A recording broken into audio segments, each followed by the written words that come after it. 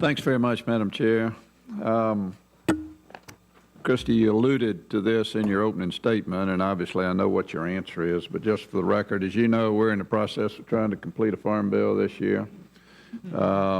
It's imperative that we get that done, and thanks to the leadership of our chairman and Senator Cochran, hopefully we're headed that way.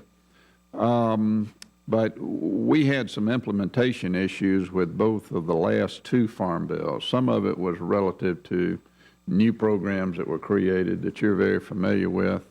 I don't think we've got anything new and different in this program, but we certainly got a lot less money to operate with than we've ever had.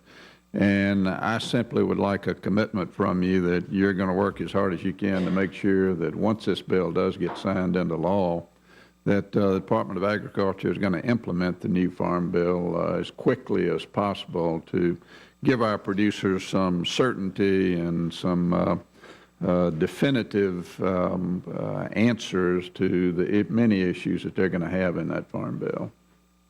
Senator Chambliss, we're ready. Y'all send us a farm bill, we'll get it done in a timely and orderly manner, and I hope to be leading that effort if I'm confirmed by the Senate. Okay.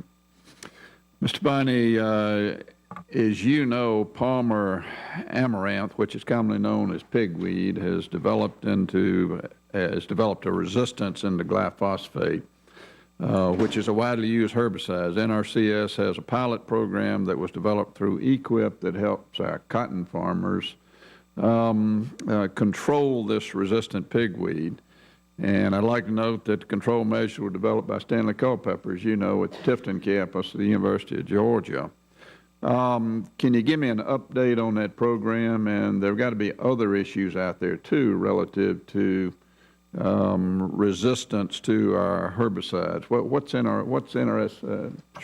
NRCS got on the table relative to how we're going to combat these resistant weeds? Yeah, and this is a challenge across the country. And in the case of the work in South Georgia, I believe NRCS has put about $1 million into this program over fiscal year 10 through 12, and has seen some real results. And I think we're seeing some benefits in that pilot project, and hope that we can take the lessons from that and use a program like EQIP or other Farm Bill programs to spread the gospel, as it were, both through technical assistance and financial assistance.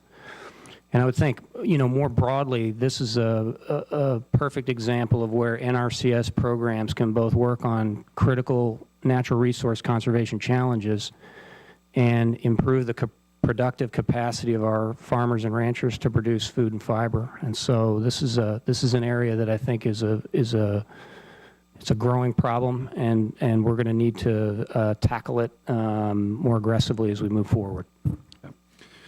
One other program that has been really beneficial to Georgia forestry farmers is our longleaf pine program.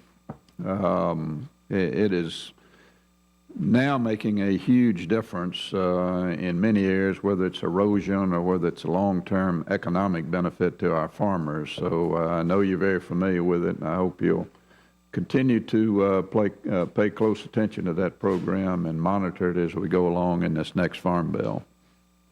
I will indeed. As most people who know me, I have a soft spot for longleaf pine, and it's important, and NRCS is doing great work there, and that will continue.